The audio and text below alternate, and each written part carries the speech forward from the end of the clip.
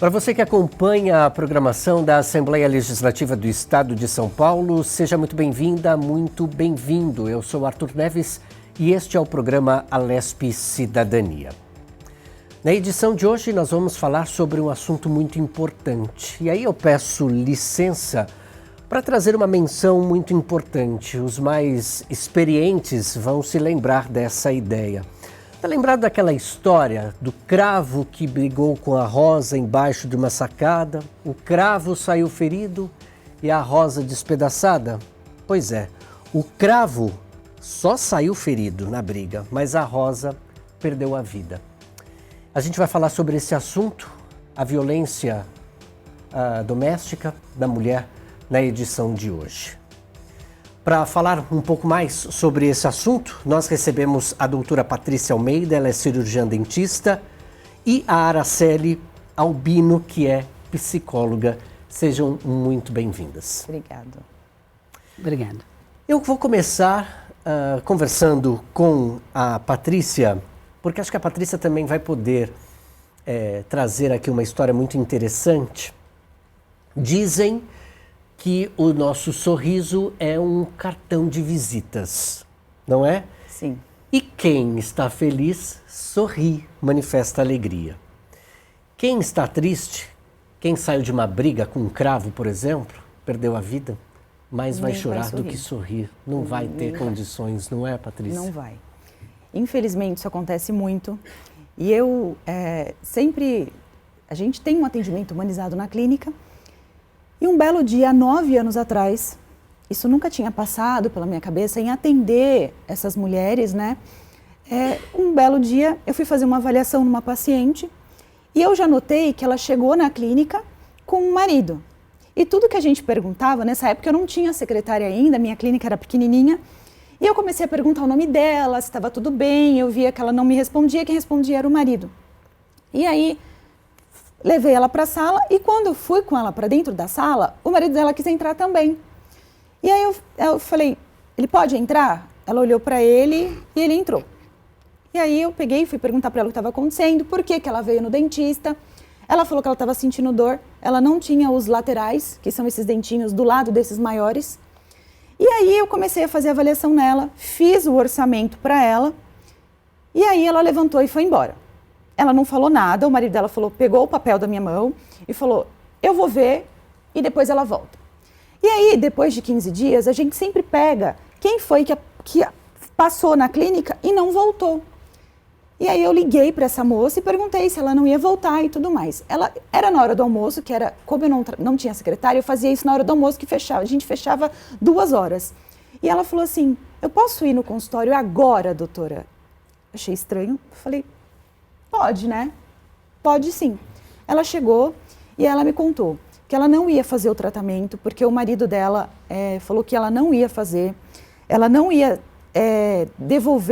eu não ia devolver o sorriso para ela, porque se eu devolvesse, ela ia embora, ela ia abandonar ele, arrumar outro marido, e não era isso que ele queria. Como ele era o dono do dinheiro, ele não ia pagar o tratamento.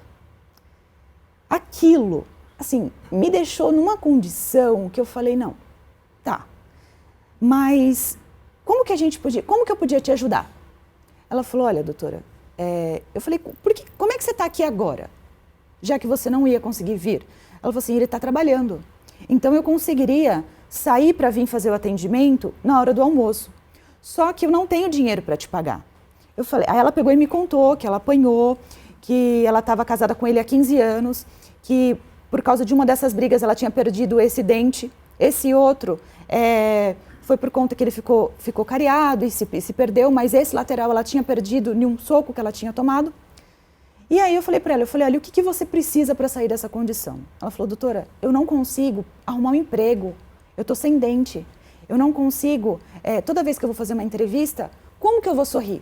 Eu falei, tá, então você precisa de dente, de sorriso para você sair dessa condição? Ela falou, eu preciso, eu não tenho ninguém que me ajude. E ela tinha 2 filhos. Falei, tudo bem, então vamos fazer o seguinte, eu vou tratar você, eu vou tratar suas cáries, eu vou fazer uma prótese para você não vai usar na sua casa, você só vai ser atendida meio-dia, quando você tiver certeza que o seu marido não vai voltar para casa, que era bem no meio do dia, né? E aí eu comecei a tratar essa mulher.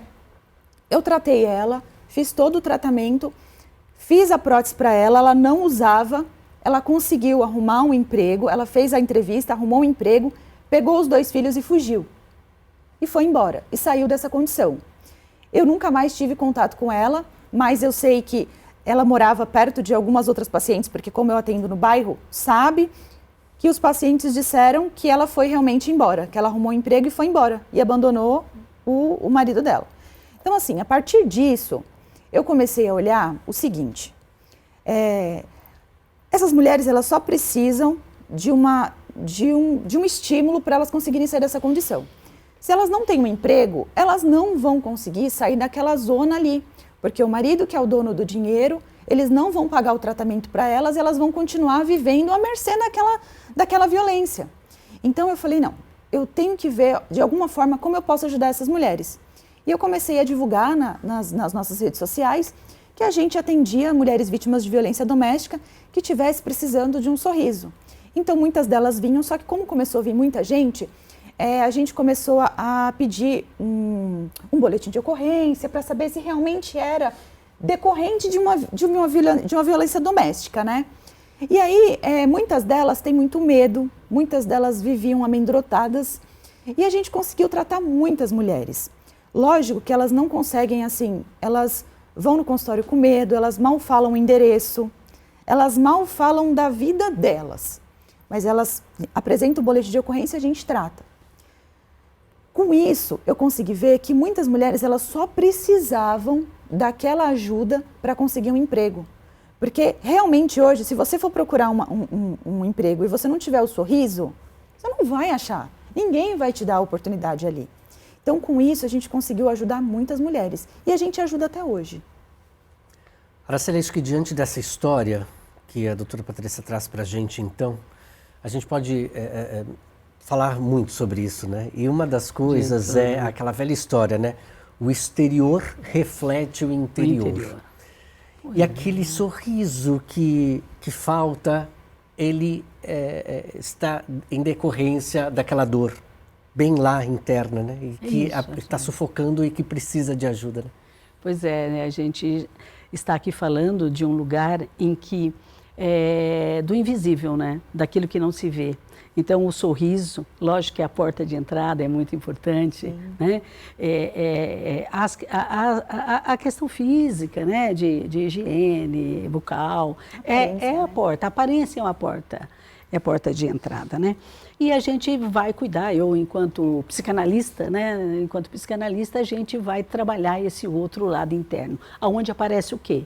Aparece o medo, os medos, aparece por que essas mulheres foram, além da realidade, que nós sabemos que nós somos um país, né, muito desfavorável, né, né, muito desfavorável, não temos tantos trabalhos de serviço público, então parte de uma iniciativa privada, né, parte de uma iniciativa privada, o que deveria ser um serviço público, mas existe coisas que essas mulheres estão nessa condição, muitas vezes porque elas não sabem como sair.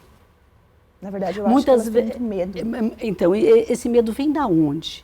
Então, existem causas invisíveis que não se valorizam muito menos. E elas também, pela própria condição de própria informação, não sabem nem onde buscar. Que existe possibilidade, que ela pode sair. Assim, muito bom que essa senhora, essa mulher, ela teve a força suficiente, através de uma ajuda, eu não sei nem se foi a questão do dente, mas a sua disponibilidade interna para atendê-la, o apoio emocional que você deu para ela, Patrícia, que ela podia. Então, assim, através desse objeto que é o sorriso, os dentes, ela encontrou uma força que ela foi capaz, né, de lutar contra isso e dar uma guinada na vida dela. Isso é muito importante, Arthur. Nós somos seres de ligação, nós precisamos de apoio, nós somos seres humanos, que a gente vem perdendo um pouco essa noção. Né? O quanto que nós podemos fazer um pouquinho, que nós podemos fazer por um outro, mudar a vida dele. É de extrema importância, de extrema relevância, né? Então, eu estou desse outro lado. E também, de um projeto nosso, de iniciativa nossa, nós temos também uma clínica que atende as pessoas de baixa renda em psicanálise, né? que é uma clínica ligada ao Sindicato dos Psicanalistas do Estado de São Paulo, que a gente faz esse outro contraponto. A gente ajuda essas pessoas, né, de alta vulnerabilidade a ter um tratamento psicanalítico. A gente sabe que isso é algo muito caro, como o dentário é muito caro, eles não têm condições. Então, a gente tem esse trabalho também. O ano passado nós atendemos em torno de 22 mil sessões, né, por ano. É uma coisa que realmente nos traz muita satisfação, sabe? Estou fazendo a minha parte, cara. Estou fazendo a minha parte. Agora, Araceli, eu queria que você explicasse para a gente, por favor. Pois não. Porque ainda muitas pessoas aqui, muitos jovens, não conhecem essa historinha lá do início do Cravo Brigou com a Rosa. Isso. E ainda muita gente não conhece, porque a gente está numa transição de geração, a importância da psicologia e psicanálise.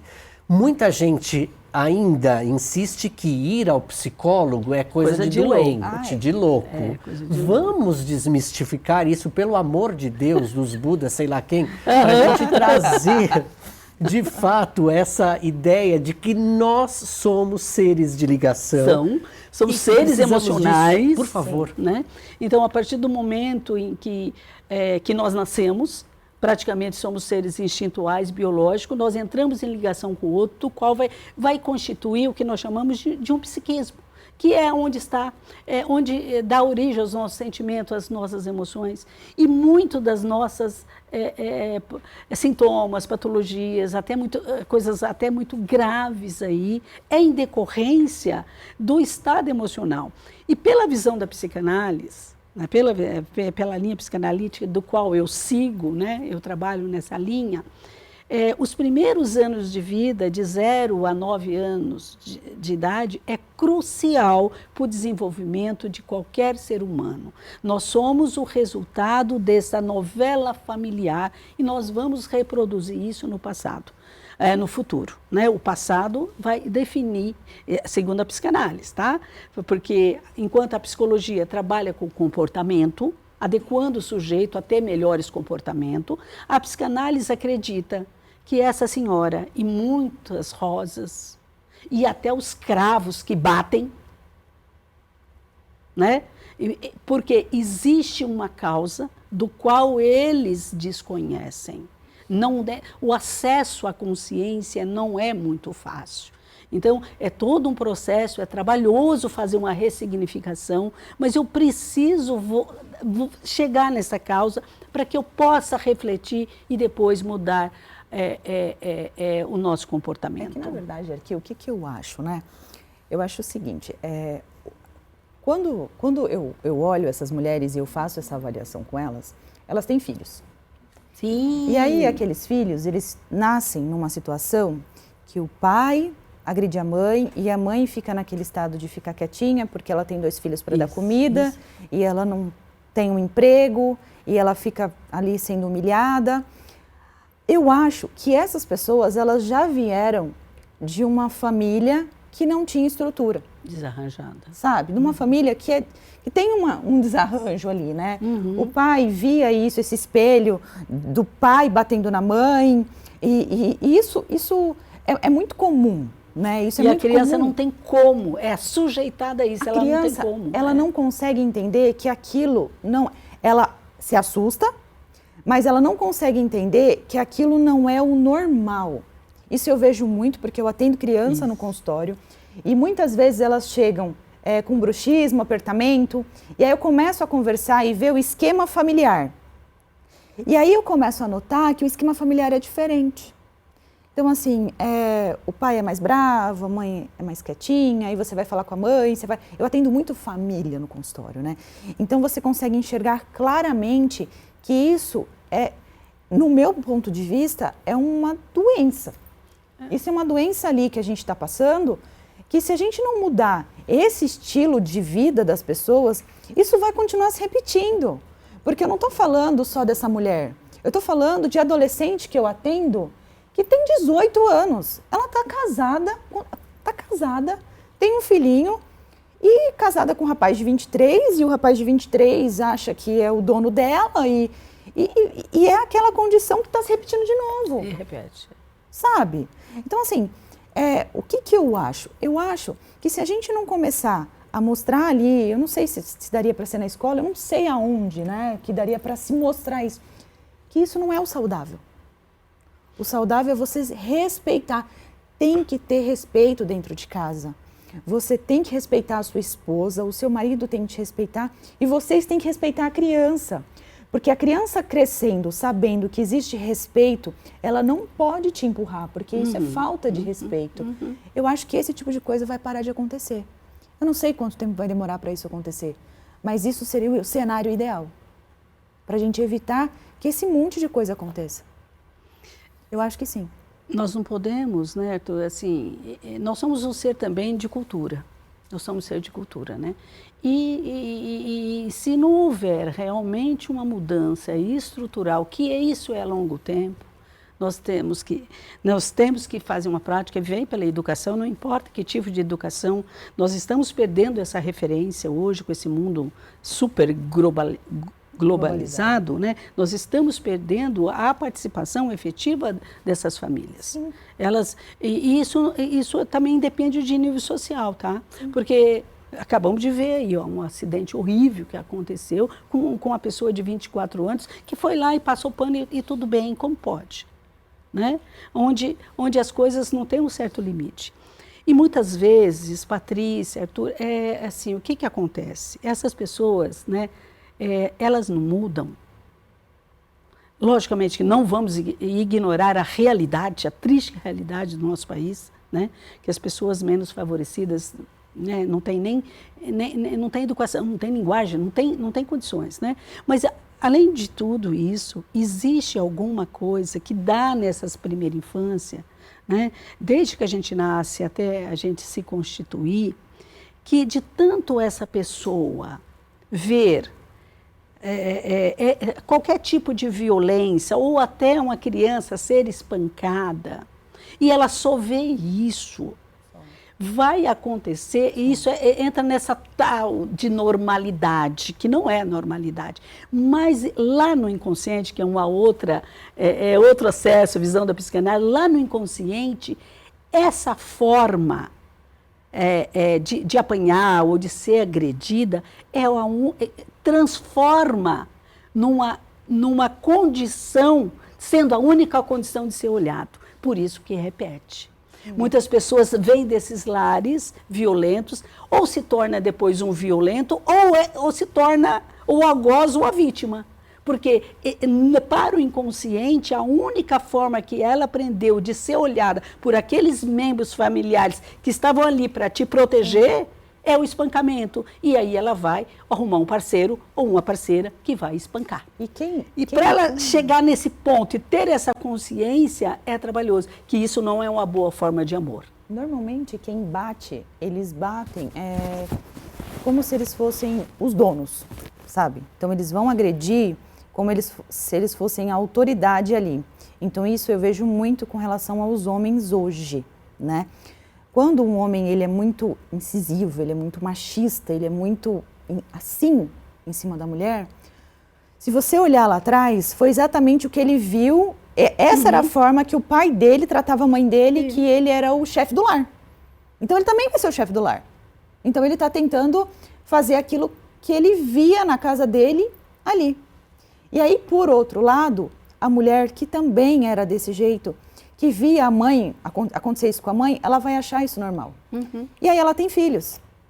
Esses filhos, para quebrar isso, gente, é muito difícil. Eu vou dizer por mim, eu venho de uma família pobre, né? A gente veio de Minas.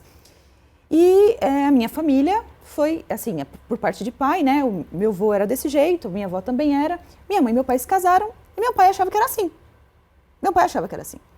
Só que assim, minha mãe sempre criou a gente muito bem. Eu, meu irmão e a minha irmã. Então, isso pra mim não era normal, né? Meu pai gritar e meu pai chega bravo, isso pra mim não era normal. Até que um dia ele foi ficar muito mais alterado e eu, com 9 anos, me impus e falei, não, você não vai fazer isso. Você não vai gritar com a minha mãe, você não vai fazer assim, porque não foi assim que a gente aprendeu e você não vai fazer. Eu com 9 anos. 9 anos. 9 anos. Né? Então, assim, ali eu quebrei o ciclo de violência que poderia acontecer na minha casa. Porque meu pai entendeu que ele não ia fazer o que ele queria com a minha mãe, né? E minha mãe, quando ela olhou aquilo, ela falou, nossa, eu não acredito que a minha filha de 9 anos pegou essa responsabilidade toda e, né? Desde então, meu pai já é falecido, separou da minha mãe há muito tempo, a gente quebrou esse vínculo esse vínculo ruim. Então, a gente, graças a Deus, na nossa família, a gente se respeita. E eu tenho uma irmã e um irmão. A gente mostrou para minha irmã e para o meu irmão que não é assim que se vive. Hoje eu sou casada, tenho uma filhinha. E a gente tenta ao máximo mostrar para ela um ambiente gostoso de se viver. Mas olha como foi que eu quebrei o ciclo. Eu tinha 9 anos, eu era uma criança. Como hoje as crianças, o que eu não consigo enxergar hoje aqui, é as crianças tendo essa força. Primeiro, elas não precisariam de ter essa força, porque com 9 anos você está se divertindo. Você precisaria disso? Não, né? Não. Então, assim, isso aconteceu comigo. Mas como isso vai acontecer com as crianças que a gente está tratando hoje? Sinceramente, eu não sei se é ali na escola que ela vai aprender, ou se é a TV que mostraria isso para ela, que não era assim. Porque ela não consegue ter noção que aquilo que ela está vivendo na casa dela é errado. Permita-me, Patrícia, por favor. Eu acredito que a gente já está mostrando, vocês estão mostrando exatamente. Este programa de televisão na Rede Alesp, o Alesp Cidadania, tem exatamente esse objetivo. Fazer com que a sociedade civil se mostre. E a sociedade civil vai se mostrar como? Na fala de vocês. Né? Isso. Permita-me, por favor, aqui eu estou em menor número.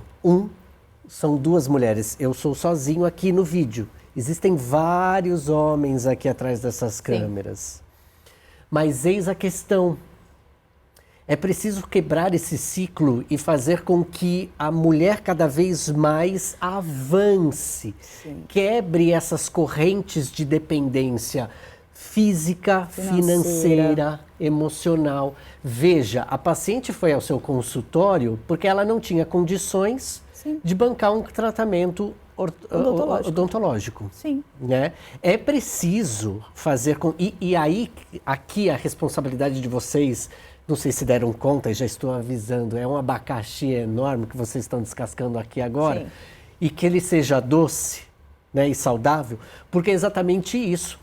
Vocês estão levando diretamente para os parlamentares desta casa ideias extremamente importantes para que sejam discutidas no plenário Juscelino Kubitschek, para que sejam discutidas em audiências públicas, audiência pública do orçamento, para que de fato a vez da mulher seja valiosa demais, né? O que eu noto lá na clínica, né? A gente tem um atendimento humanizado. Então, quando o que a mulher chega para mim e ela se sente?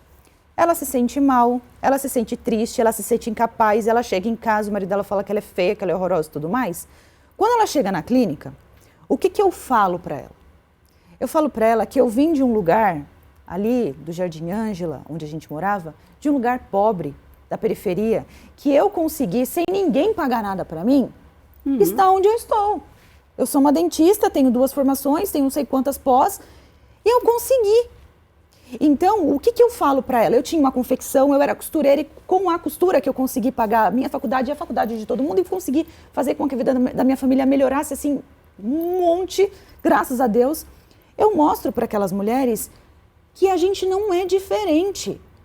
O que eu preciso que elas façam? Que elas tenham coragem, que elas olhem no espelho, que elas acreditem, que elas possam ser melhor do que aquilo que elas estão sendo em casa, porque o marido está fazendo ela achar que ela não é nada, né? E que ela vá atrás, que ela arrume um trabalho, seja lá qual for, que ela arrume um emprego e que ela saia dessa condição, porque ela pode. Por mais que o marido dela fale que não, por mais que ela tenha 2 filhos, por mais que é difícil, gente, é muito difícil quando você é mãe, mas você pode sair dessa condição e você vai sair. Se você quiser, a única coisa que eu faço no consultório é perguntar para elas se elas querem. Porque se elas quiserem fazer essa ligação, essa ponte do lado de lá para o lado de cá, eu vou ajudar.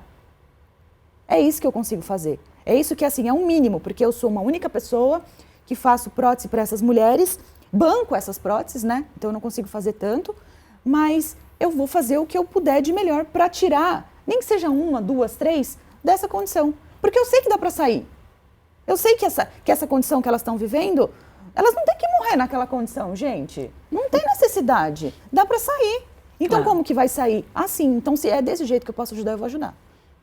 Exatamente, eu acho que, né, já desde da história e a própria cultura vai nos trazer que essa formação do masculino e do feminino, né, do homem, né, do homem assim junta num conjunto, mas desse homem e dessa mulher, a própria educação já de séculos e séculos e séculos vem sendo diferente. Então é alguma coisa muito arraigada, né?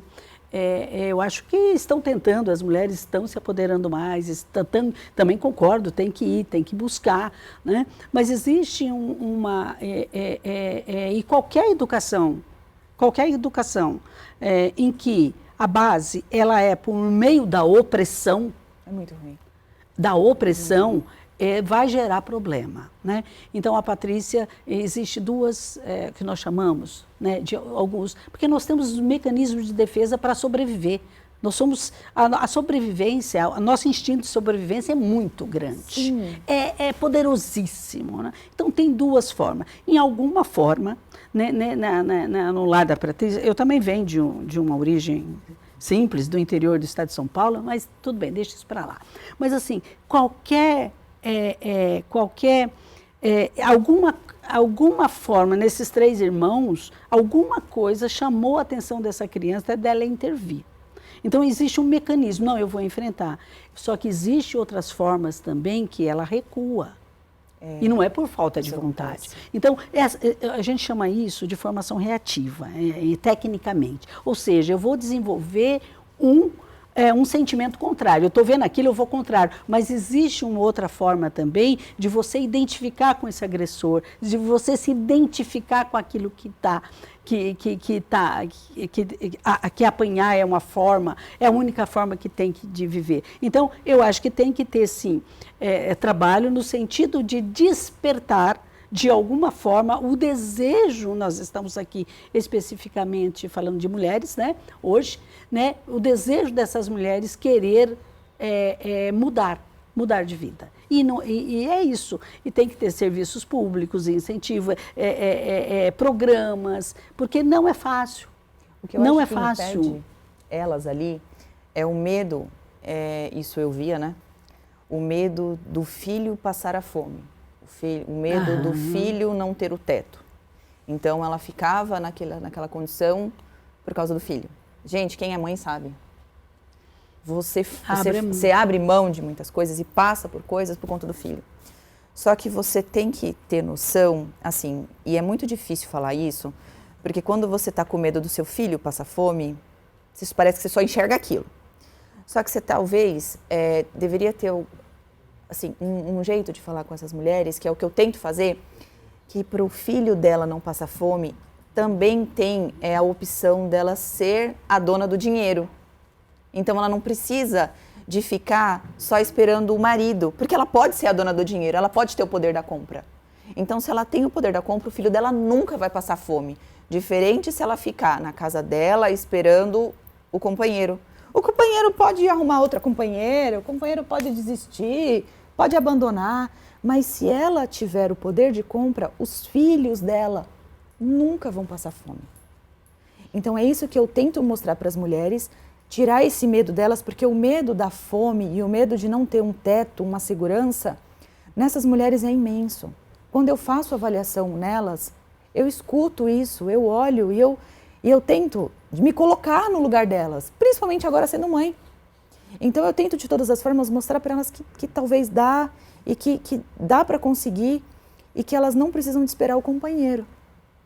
É muito difícil você inserir isso na mulher que está passando por essa condição, principalmente se ela tem filho, porque elas morrem de medo dos filhos passarem alguma condição ruim. Então, assim, fortalecer essa mulher de alguma forma, aí eu acho que entraria o trabalho dela muito bem colocado, porque se elas entenderem que elas podem ser o que gera o dinheiro dentro da casa, elas vão perder esse medo. Sabe? Olha, eu estou aqui observando a fala das duas, e aí eu estou vendo a Araceli, o corpo da Araceli falando bastante ali. Ela tem muita coisa para falar também ali. a psicóloga, a psicanalista, o corpo fala também, viu? Não é só do paciente, não. Aí, o que acontece? A gente vai fazer uma pausa, porque aí a gente volta comentando exatamente isso que a Patrícia falou. Ok. Porque entre a fala e fazer, existe um percurso, um abismo. E como? De que forma aplicar isso? Isso. Vamos juntos nesse caminho? Tá a fim de percorrer essa estrada conosco? No próximo bloco a gente vai tentar dar alguns passos, tá certo? Até já.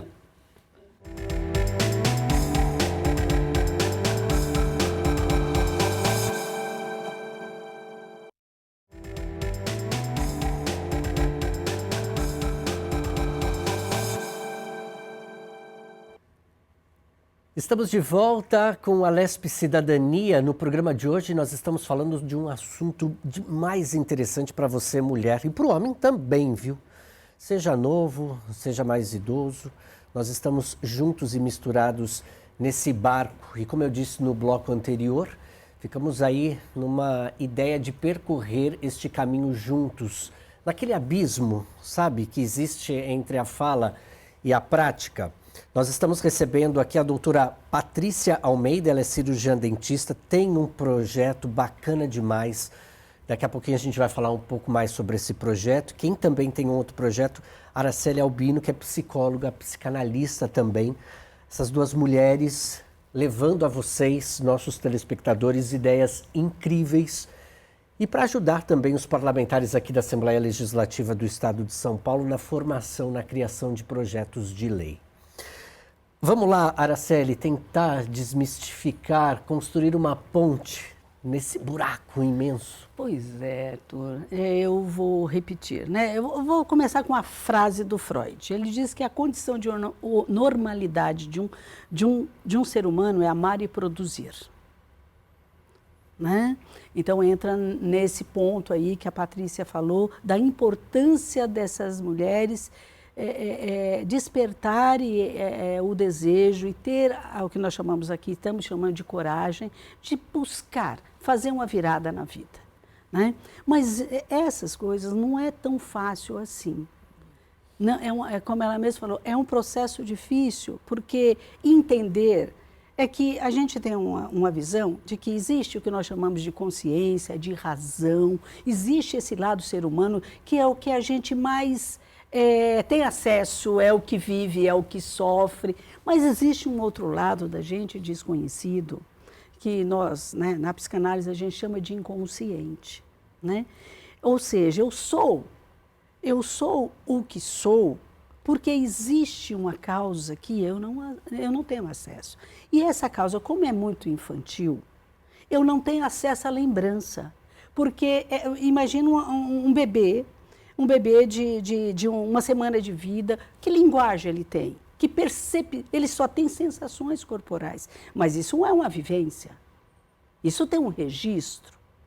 Então, o modo, não precisa também ir lá espancar uma criança, essa coisa, mas o modo que esse cuidador, vou chamar de cuidador, esse cuidador, não importa que sexo seja, esse cuidador, o dia não está bem, ele não está bom, não está bem aquele dia para ele, né? E ele vai estar trabalhando com essa criança de uma forma mais abrupta. Isso sente, isso marca, só que nós chamamos isso, a gente chama isso tecnicamente de recalque, ou seja, eu esqueço. Por que eu esqueço? Não tem palavra para explicar essa vivência dolorosa. E dentro dessa vivência, nós entramos nesses lares desestruturados, tem coisas absurdas.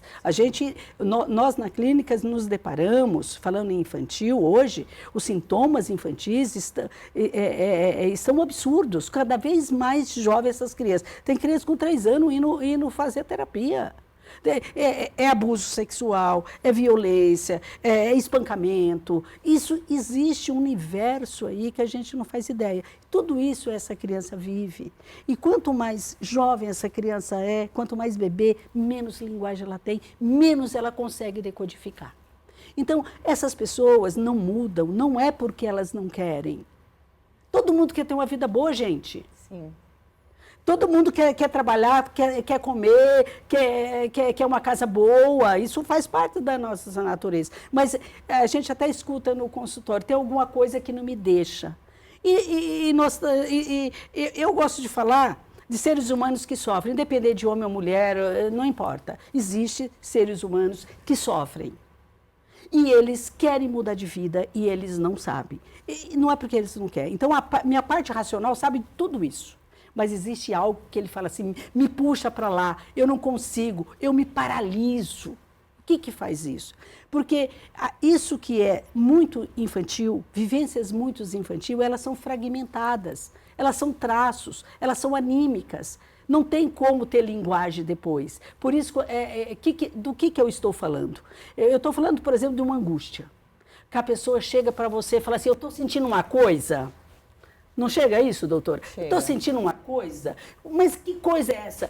Eu não sei falar. Então, a gente chama isso de terror sem nome. É o medo, aquele desamparo. Geralmente, essas pessoas estão num desamparo e eu acho que a gente não tem fome só de comida. A gente tem fome de amor, a gente tem fome de afeto. Né? Existem pesquisas, e hoje nós estamos vivendo um outro tema, né? Hoje nós estamos vivendo uma sociedade de autista, todo mundo fala em autista, né? Mas assim, existem comprovações, pesquisas, em que essas crianças que realmente, antigamente, por exemplo, na China tinha limitação de filhos, essa coisa toda, e chegamos a ter relatos da história que até matavam, principalmente as mulheres, né? Descartavam, né? Mas depois isso foi ficando feio, então eles só davam alimentação, só alimento. E existem pesquisas que vai dizer que essas pessoas, a maioria dessas pessoas com até 7 anos de idade, eles morriam. E não era por falta de comida, era por falta de amor, era por falta de atenção. A gente só se constrói pelo ato amoroso. Em algum momento, por mais violento que seja esse lar, por mais, vamos dizer, autoritário que foi esse pai, em algum lugar essa criança sentiu que ele tinha amor, mesmo que fosse a lei, não faz isso, não faz aquilo, porque existe a lei que protege, e existe a lei que oprime. Então, essas coisas que da primeira infância, que são anímicos, não tenho lembrança. Não adianta eu, no meu consultório, falar, lembra disso, lê isso, lê aquilo, faz isso, reza, vai, faz novena. Ele faz tudo isso, ele fala, eu não consigo. Mas não é porque ele não quer, ele não sabe. Ele não sabe como mudar. Por quê? Porque não tem linguagem. Então, aquilo que é da ordem, Patrícia, né, é só né, é uma brincadeira, mas aquilo que é da ordem, que eu estou chamando do inconsciente, é aquilo que repete na vida das pessoas. Aquilo que eu não tenho linguagem, eu repito em ato. E é isso que é onde entra a psicanálise. A gente trabalha justamente com isso. Fazer com que essas pessoas, logicamente que isso tem técnica, tem toda uma formação, né? Não é fácil, são anos, por isso que a psicanálise é demorada. Mas quando ela começa a pensar, mas é isso que eu faço? Eu estou repetindo o mesmo que o meu pai? Sim. E por isso que eu falo, eu não quero isso. O primeiro ponto é isso, Patrícia, eu não quero isso. Se você não quer isso, o que eu faço para mudar? Não sei. E por isso que no começo do programa, eu falei, Patrícia, é muito mais importante, lógico que é muito importante o que você faz. É lógico que é importante que a gente dê comida. É lógico que é importante que a gente dê material escolar. É claro, ninguém sobrevive sem isso. Ninguém consegue pensar de barriga vazia. Ninguém consegue pensar. Mas a disponibilidade da Patrícia e estar ajudando essas mulheres é muito mais importante do que a prótese que ela está dando. Porque é esse afeto que está colocado ali. E a gente chama, é isso que muda um sujeito. Por que a psicanálise, a gente fala na psicanálise, o que muda a psicanálise? Eu trazer o inconsciente à consciência, isso é uma parte. O que muda é um outro termo técnico que a gente usa, mas chama transferência, ou seja, é o lugar que aquele analista está naquele momento, podendo aceitar essa pessoa do jeito que ela é, fazendo um contraponto diferente das figuras parentais e dando outra possibilidade. Então, isso no consultório, acredito, é isso que muda, Patrícia. Sim. muda esse medo, essa vontade. Agora, eu sou extremamente favorável a todos os projetos que estão aí. Mas quando eu senti que eu não dou conta, que eu me esforço, que eu estou fazendo tudo, eu não consigo, eu acho que é hora, aí é hora. Poxa, vamos pensar, existe saída, existe profissionais, existe clínicas também que trabalham para pessoas de baixa renda, todos os núcleos que faz formação têm essas clínicas, as faculdades de psicologia têm clínicas, então, né, eu acho que o primeiro passo, quando eu não conseguir mudar sozinha, existe saída. Permita-me, por favor. Pois é muito interessante isso, mesmo que a nossa psicanalista vem falando aqui agora, porque a dentista que está aqui ao nosso lado também, eu acho que ela sabe disso e ela tomou posse disso também, né? Que ela foi uma porta interessantíssima para a descoberta de outras pessoas. Às vezes, aquela senhora que sentou em sua cadeira, ela só queria um dente. Na verdade, ela não queria um dente. O dente era uma possibilidade de tantas outras coisas que estavam atrás daquele dente. De um objeto, né? De um único objeto. De um único objeto. A Araceli falou agora há pouco, né? Nós estamos... E é exatamente isso, né? A gente vive em ciclos. Esse momento é o ciclo do autismo, que tem sido tratado muito bem por esta casa. Claro. Beleza. Certo. Mas o dente, né, é tão importante porque é nossa estrutura. Ele foi criado para mastigação, para destruir o alimento, mas essa função estética. Sim. Quantas vezes você já sorriu para alguém e alguém falou, nossa, que dentes bonitos. Você ganhou o dia, amigão.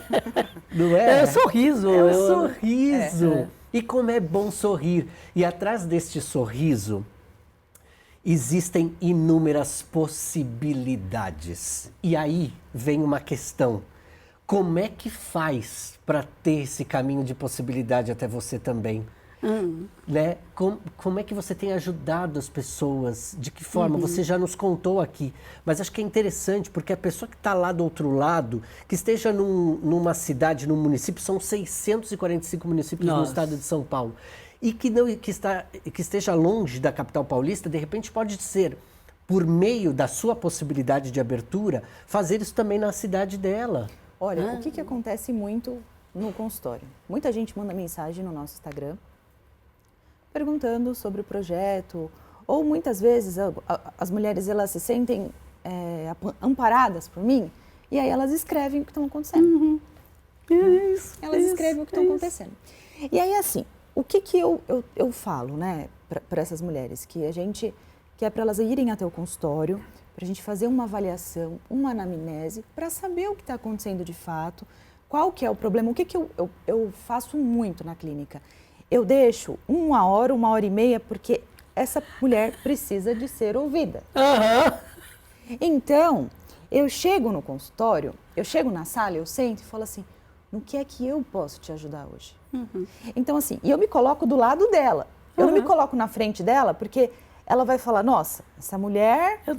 Essa doutora, ela tem uma vida boa. O que é que ela sabe do que está passando na minha vida? Né? Quem é ela na fila do pão? Né? Então, assim, eu me coloco do lado dela e falo, olha, no que é que eu posso te ajudar? E essa mulher começa normalmente a desabar e chorar e começar a falar do que ela está passando, como que está. Isso eu faço com todos os pacientes na clínica. Seja paciente que não é desse projeto, paciente meu que eu vou fazer uma avaliação. Olha, doutora, eu quero fazer uma avaliação. No que eu posso te ajudar? Então, assim, eu acho que esse atendimento humanizado, ele fez com que eu caísse nesse projeto. Sabe? Ele fez com que eu caísse nesse projeto, que eu vi a condição dessa mulher e aí eu fui ajudando outras. Quando a paciente ela vê que ela precisa, e ela sabe na rede social que eu faço esse projeto, ela manda uma mensagem e aí a gente pede algumas informações, vê onde mora, se ela tem boletim de ocorrência, se ela mora ainda com o agressor, se não mora. E aí a gente vê a melhor possibilidade de ajudar. Se eu tenho ainda vaga naquele mês para ajudar, que eu consigo atender de 3 a 4 mulheres, que eu faço prótese, faço o tratamento dentário dela todo, né? Se eu tenho vaga naquele mês e se ela está disposta, né? Se ela fez o boletim, porque não adianta ela chegar na clínica e falar que ela é uma vítima de violência doméstica e não tomar atitude, e ficar por aquilo mesmo, né? Então, assim, eu preciso de ter certeza daquilo. Porque, querendo ou não, ainda existe gente que age de má fé. né? Que é o tratamento odontológico, mas, né? Eu sofri uma agressão e, né? Tô ali. Não, então, infelizmente, eu tenho que pedir o boletim de ocorrência. Muitas vezes eu entendo, gente, que não é sempre que você vai ter coragem de fazer o boletim de ocorrência, porque entra naquela história, eu vou fazer um boletim de ocorrência, eu tô morando com um cara... Vai bater. E aí eu vou chegar em casa com o boletim, eu vou apanhar. Vai apanhar. Eu vou apanhar. O que eu vou fazer? Então, isso para mim, na clínica, é muito difícil. Porque eu preciso que ela me dê o boletim de ocorrência, mas eu sei também que não vai ser sempre que ela vai conseguir fazer. Porque ela está dentro da casa com o agressor. Isso, para mim, é um problema, é o maior problema que eu tenho nesse projeto. Eu não consegui atender, ter medo de não atender a pessoa que realmente precisa por conta do raio do boletim. Acredita? Mas tem que ter um critério, Tem né, que ter um Patrícia? critério, tem que ter um critério. Só que para elas conseguirem esse boletim, muitas vezes ela está morando ali com o agressor e como vai fazer? Olha, aqui, desculpe, aqui já tem um ponto, de repente, que os parlamentares aqui da LESP podem ajudar numa criação de ideias, de projeto para facilitar essa ideia, né, para tentar ajudar mais isso. Perdão. Então, o problema que eu vejo ali é o seguinte, elas vão fazer o boletim de ocorrência, elas têm que voltar para casa. Gente, vai voltar para casa e vai ser como isso daí? Sabe o que acontece? Acontece que ela volta para casa e o cara fala assim, você fez isso? Eu não vou te dar mais o dinheiro, eu tenho uma paciente que eu tô tentando com ela já faz um tempo, tirar ela desse vínculo, né? Dessa violência toda que ela vive. Ela já foi fazer o boletim de ocorrência, ela teve que voltar para casa porque ela não tinha para onde ir. E aí o marido, que era o responsável pelo dinheiro, deixou ela, não comprava as coisas em casa e ele não deixava ela ir trabalhar e infernizava a vida dela.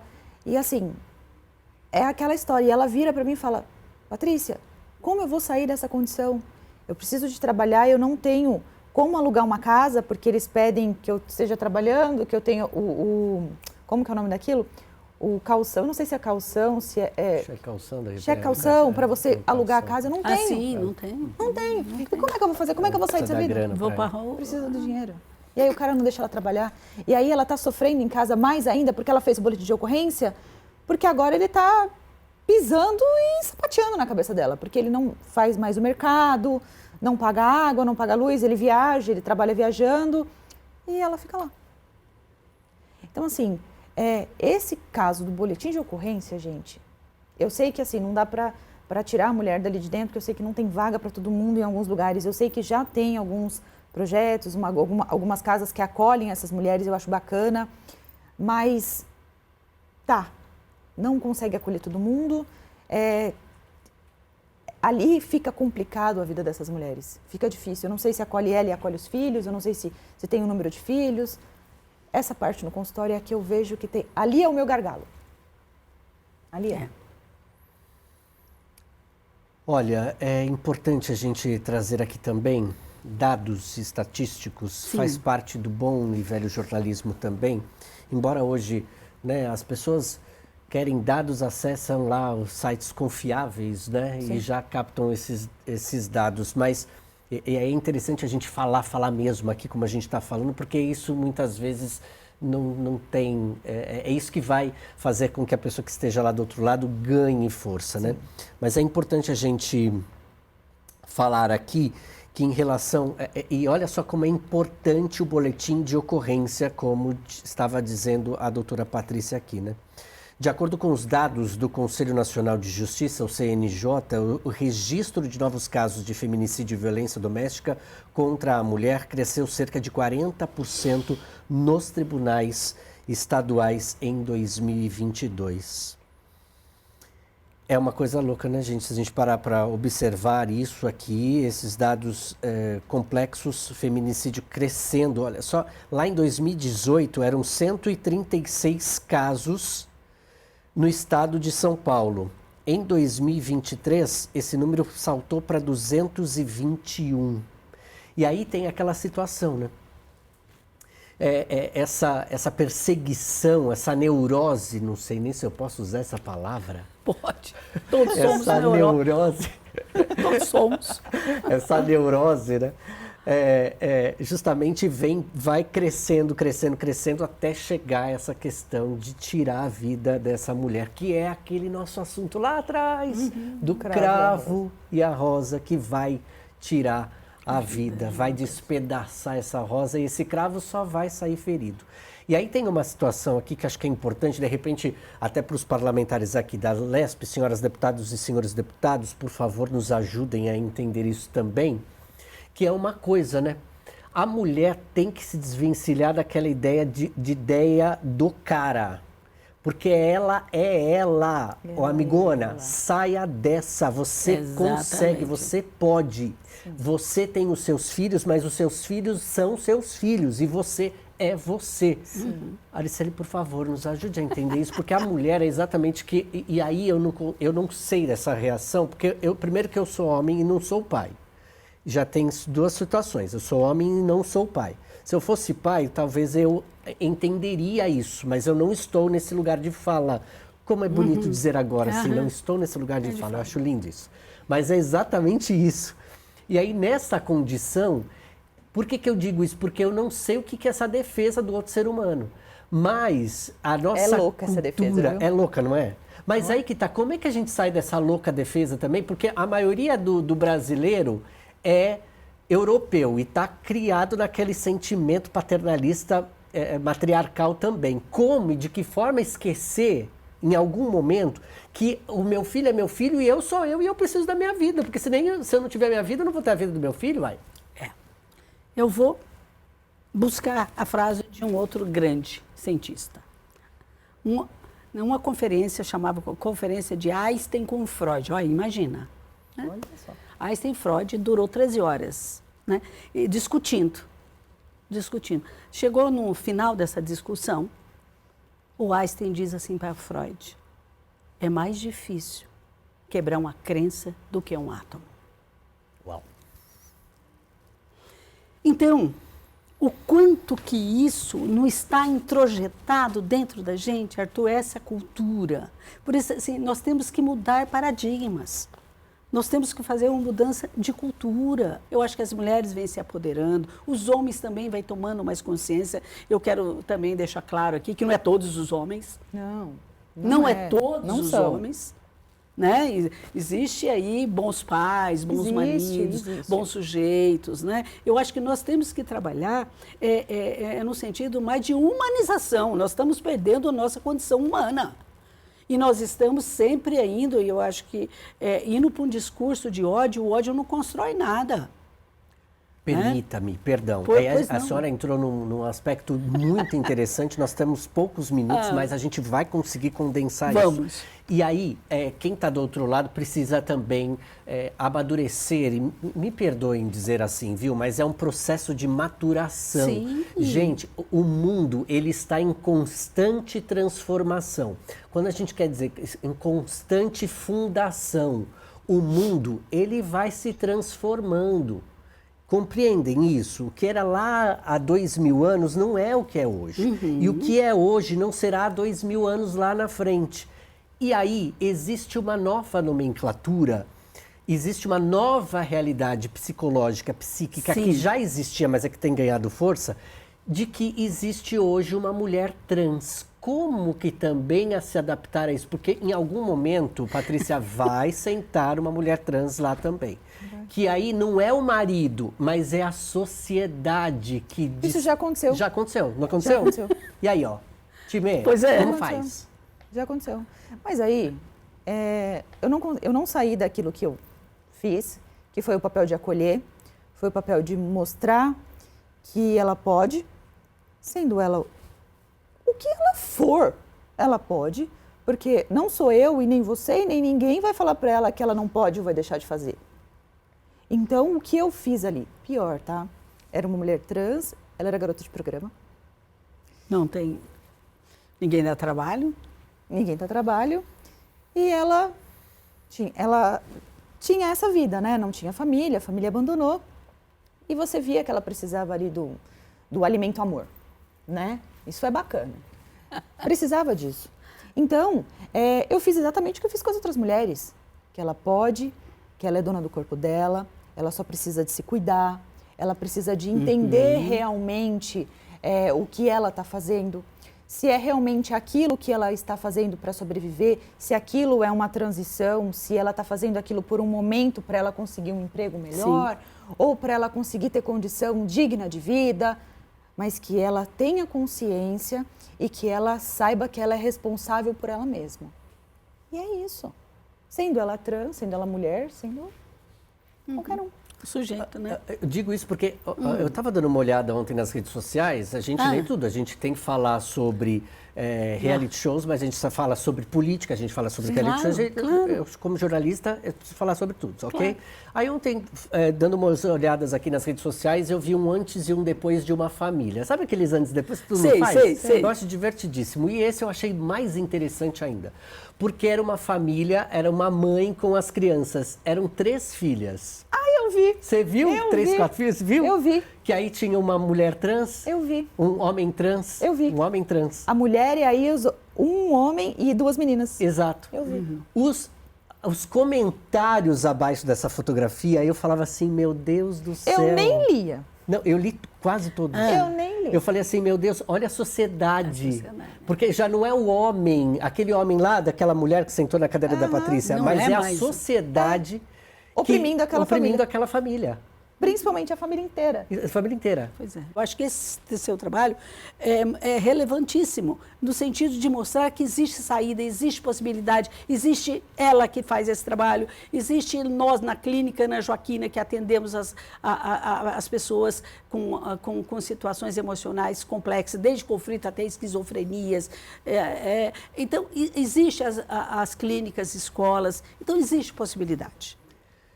Infelizmente, o nosso tempo se esgotou. Nós teríamos muito ainda a falar, infelizmente se esgota. Mas que bom que se esgota também, né? Claro. Porque eu tenho certeza que quem está do outro lado foi convidado durante todo esse nosso bate-papo a sair Da zona de conforto. da zona de conforto.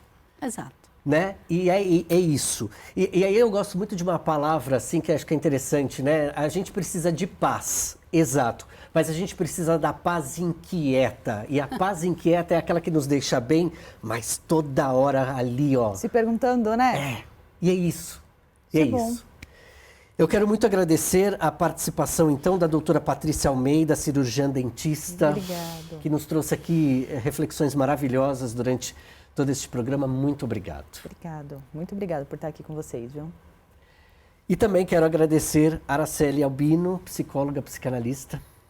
Muito obrigado também por esse nosso momento, essa nossa descontração, mas com muita reflexão. Muito obrigado mesmo. Obrigado eu pela oportunidade. Muito obrigado. E a você, cidadã paulistas, que estiveram conosco durante este momento de reflexão, que você possa viver na sua paz inquieta. Aqui neste parlamento existem 94 deputados e deputadas. Cada qual segue uma ideia, uma ideologia. Mas todos estão preocupados com o teu bem-estar, mulher, com a tua vida. E que você tenha vida e vida em abundância. A gente se encontra na programação da Rede Alesp. Tchau, tchau.